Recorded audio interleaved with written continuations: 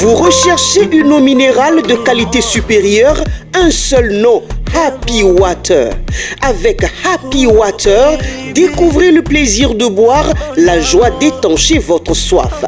En vente à 1000 francs CFA le pack aux établissements altruistes 6 à Porto-Nouveau, Pau-Belle-Gare, rue de la CNSS. Entrez dans le circuit de vente de l'eau minérale Happy Water en nous contactant au 00229 52 38 36 52. Happy Water, la source de vie.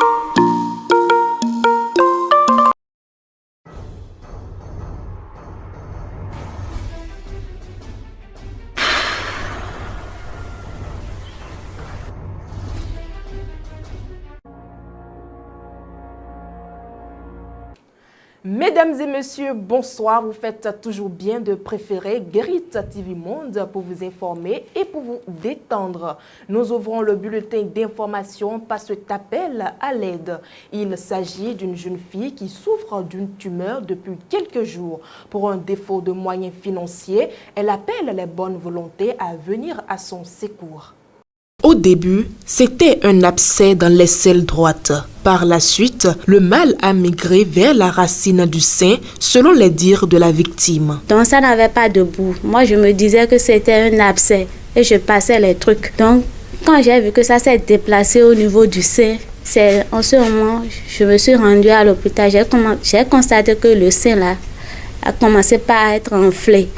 Donc, je suis partie montrer. Donc, le médecin me disait que lui ne peut pas rester ici maintenant et dire quoi que ce soit. Je dois faire une biopsie. Donc ce qu'on m'a fait, ils m'ont dit d'aller à Cotonou pour déposer à la NAPAT quelque part. Et j'ai payé de l'argent. Ils ont analysé, ils ont dit que c'est une tumeur dangereuse, une tumeur cancéreuse. Donc de là, j'ai commencé par couler les larmes. Institutrice de profession et à court de moyens, elle sollicite de l'aide pour suivre un traitement adéquat. Quand j'ai dépensé tout ce que j'ai, je me suis reculée. Je tiens sincèrement à demander aux agences qui aident les gens pour ces cas de me venir en aide pour pouvoir sauver ma vie. Parce que on dit le truc, c'est un mal qui tue. Or, je n'ai pas les moyens. Les moyens que j'ai déjà fait ce que je peux.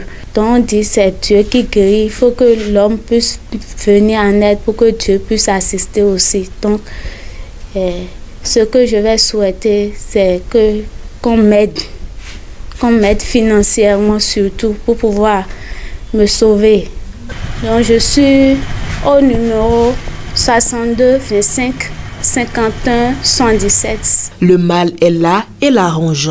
Qui que vous soyez, votre contribution à son rétablissement est la bienvenue. Nous parlons à présent de l'obésité qui est une accumulation excessive de graisse dans l'organisme.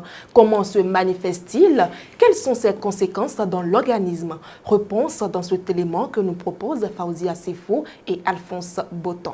Quand on parle de l'obésité, c'est l'accumulation excessive des kilocalories, c'est-à-dire des graisses dans le tissu adipeux. Ça se manifeste de plusieurs manières. Il y a d'autres, vous allez le voir, ils ne sont pas gros, mais ils pèsent. Donc là, on parle de surpoids. Il y a d'autres, vous allez le voir, ils sont obèses, c'est-à-dire ils ont de ventre, ou bien c'est-à-dire ils sont vraiment gros. Malgré toutes ces choses, il y a d'autres qui ne savent même pas que c'est encore une maladie.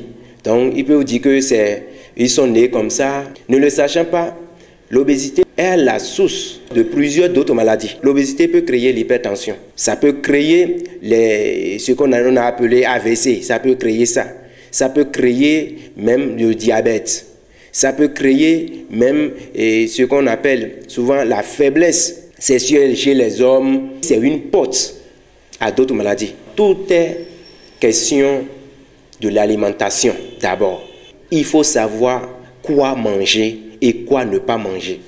Et que personne ne les impose une alimentation qui va les stresser, dire mais comme ils doivent se diriger vers les spécialistes qui vont leur dire avec telle chose que tu as avec ton organisme, c'est telle chose que tu dois manger et tu dois éviter telle chose, telle chose. C'est avec cet élément que prend fin le bulletin d'information de ce mardi 23 août 2022. Retrouvons à présent le chroniqueur Massa Gaspard Adjamoussi dans la chronique du jour. Création de l'Union progressiste Le Renouveau, pari gagné pour Adrien Mbedi et Joseph Djogbenou. Qui l'eût cru? Après les annonces, après les consultations, après les différentes négociations puis les formalités, la fusion entre le Parti du Renouveau démocratique et l'Union progressiste est devenue réalité depuis ce dimanche 22 août 2022. La cérémonie officielle consacrant la naissance du Parti Union progressiste Le Renouveau sur les cendres de l'UP et du PRD a eu lieu au stade Charles de Gaulle de Porto Novo. Malgré le scepticisme, les railleries de certains, les sombres prédictions et les critiques des autres, le projet de fusion des deux grands partis politiques a été conduit à bon port. Le protocole qui consacre et valide cette fusion indique que le PRD et l'UP ont fait le choix politique de se mettre ensemble pour renforcer le système partisan. On peut aussi retenir que les deux partis ont accepté fusionner leur patrimoine. Le siège national de l'UP, le Renouveau, est ici à Porto Novo, au quartier Rouemé, et ses couleurs sont le jaune et le blanc. Le logo est une conversion parfaite des valeurs et des symboles des deux anciennes entités. Le baobab solidement ancré est le symbole de la force, de l'ouverture et d'un enracinement profond. L'arc-en-ciel stylé évoque l'espoir du renouveau, le jaune étant le présage d'une richesse pour tous les Béninois. Pour maître Adrien Mbedi, ce qui s'est passé ce dimanche à Porto Novo avec la création de l'UP Le Renouveau est un acte historique, car c'est la première fois que deux grands partis se fusionnent, non pas par l'absorption de l'un par l'autre, mais par la création d'une entité nouvelle, respectueuse de ce que chacun a d'essentiel. Malgré les quelques méfiances et réserves que certains ont semblé noter dans le message de maître Adrien Mbedi, on peut dire qu'un autre grand pas vient d'être franchi dans le sens de la mise en œuvre et du renforcement de la réforme du système partisan qui impose désormais de grands ensembles à la classe politique béninoise. Ce qui s'est produit entre le PRD et l'UP est d'autant plus inspirant que le président du parti La Nouvelle Alliance, Elena Théophile Yaro, a profité de la tribune à lui offerte à cette occasion pour inviter les forces politiques de l'opposition et les forces centristes à s'inspirer de cet événement de Porto Novo pour se regrouper en vue des prochaines échéances électorales. Certains sceptiques ont beau rappeler les expériences de la RB sous Soglo, de l'UBF sous Kérékou, de la FCBE sous Boni Yahi et des alliances ADEMA, Union fait la nation et autres, pour avancer que cette fusion ne fera pas long feu, à l'image certainement de celle récente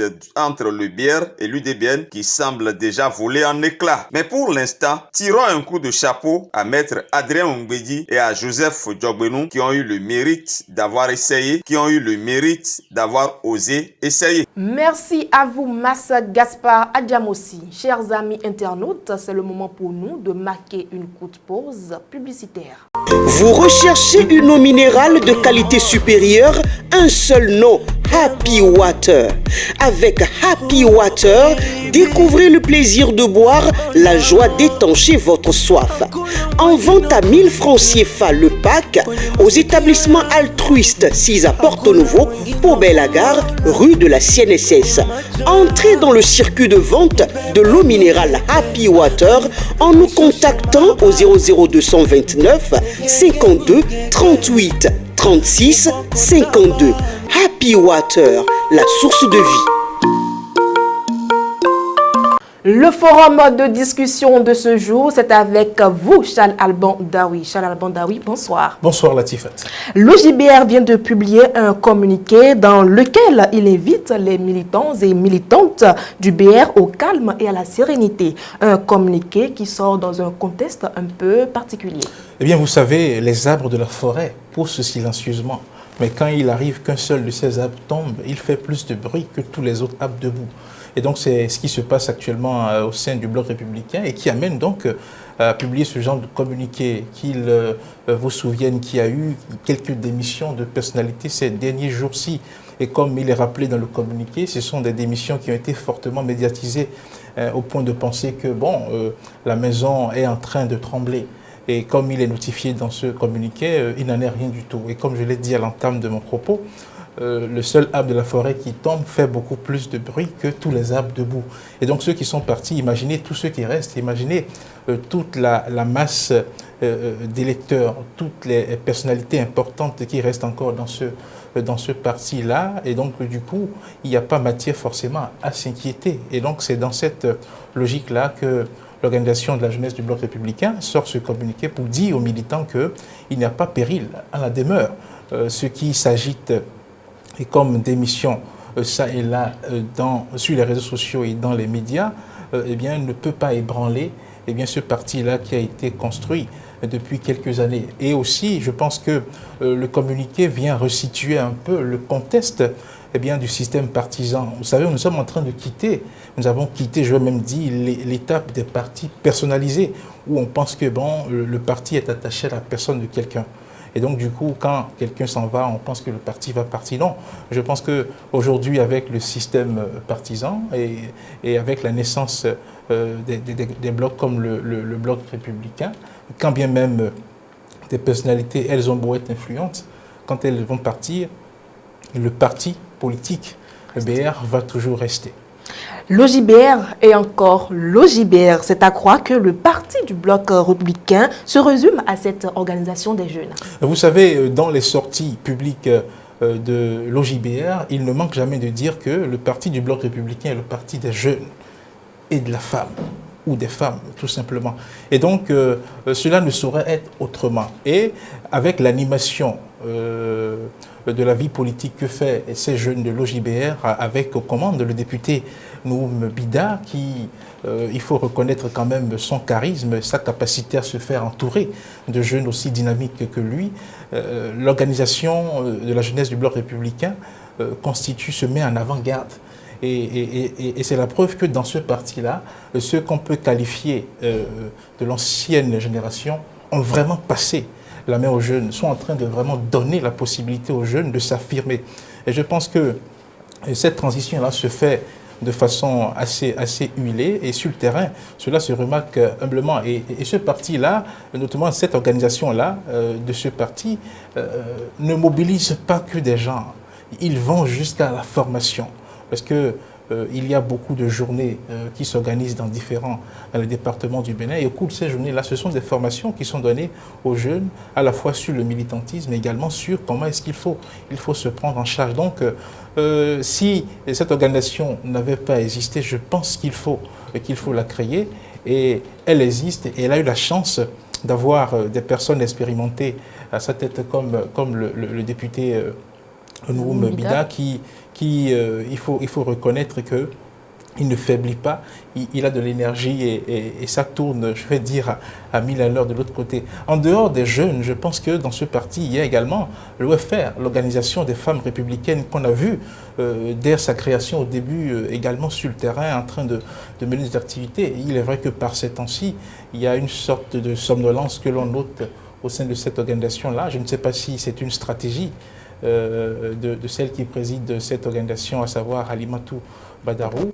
Une chose est certaine, le discours selon lequel le parti est le parti des jeunes et des femmes n'est pas un discours vain. Et on le voit, on le remarque sur le terrain, et surtout avec cette organisation de la jeunesse du Bloc républicain. Chala Bandaoui, votre mot de fin? Oui, vous savez, le mot de la fin, c'est tout simplement ceci. Nous sommes dans un univers, nous sommes dans un espace où nous avons été habitués à voir des personnes sur la scène politique et la transition se fait progressivement. Les jeunes le réclament, mais je pense que de façon concrète, nous sommes en train de remarquer cela dans ce parti-là que constitue le Bloc républicain à travers l'activisme de l'OJBR. Merci à vous, Chala Bandaoui, pour votre intervention. Ainsi prend fin le forum de discussion de ce jour. Mais la suite de votre émission, c'est avec la rubrique « Quand les temps sont durs, que faites-vous » J'essaie de me maîtriser. Si on peut toutefois, avec le peu à la maison, il peut arriver qu'on puisse même préparer du riz sans trouver la sauce. Et s'il y a de l'oignon, s'il y a un peu de l'huile, on demande à maman de préparer l'oignon, de l'huile et du riz. Avec les enfants, on mange. On peut même prendre. S'il y a de la bouillie, on fait de la bouillie sans lait. On prend comme ça. Parce que l'homme doit apprendre à se contenter des moyens dont il dispose pour le moment. Parce qu'il faut que de ces situations arrivent dans la vie pour jauger la capacité de l'homme. Sans transition, voici la vidéo du jour.